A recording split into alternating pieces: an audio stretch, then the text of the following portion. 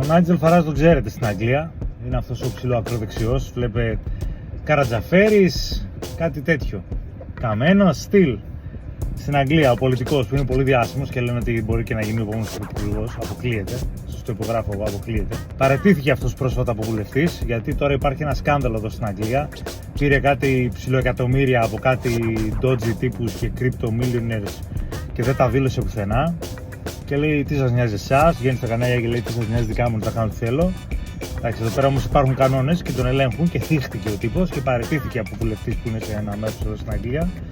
Και όταν παραιτήσει από βουλευτής, στο constituency σου που λένε, στην πόλη, στην επαρχία σου, κατευθείαν γίνεται τα by-elections. Δηλαδή γίνονται εκλογές τοπικά εκεί πέρα για τον βουλευτή της περιοχής. Και επειδή όλοι καταλάβαν ότι αυτό είναι ένα stand, ένα έτσι show του Φαράζ, δεν κατεβαίνει κανείς άλλος υποψήφιος. Αλλά επειδή τα British politics είναι αυτά που είναι και υπάρχει πολύ χιούμορ εδώ πέρα, θα κατέβει μόνο ένας αντίπαλος εναντίον του, ο Count Beanface. Πρέπει να καταλάβετε εδώ στην Αγγλία ότι γενικά υπάρχει πολύ χιούμορ και όπου υπάρχουν εκλογές είναι κάποιος διάσημος, ας πούμε κάποιο πολύ prominent όνομα, πάνε και στείνονται μαζί στις εκλογές και κάποιοι ντυμένοι. Κάποιοι κλόουν, κάποιοι με στολές, κάποιοι σατυρικά, απλώς για να φανούν, τρελοί.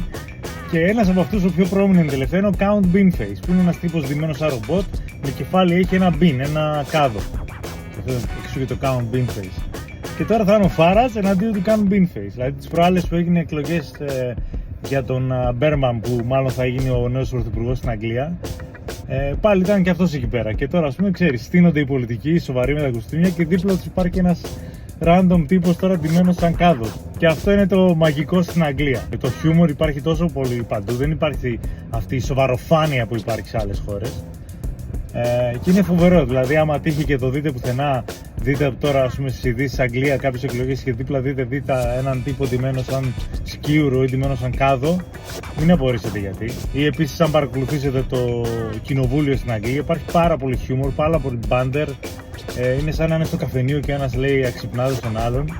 Γενικά έχει πάρα πολύ χιούμορ η βρετανική πολιτική σκηνή. Θα ήταν το απόλυτο αστείο να χάσει ο Φάραζ από τον Count Beanface. Αυτό θα ήταν το πιο επικό πράγμα που έχει συμβεί στην πολιτική της Αγγλίας εδώ και πολλά χρόνια. Φιλιά από Λονδίνο.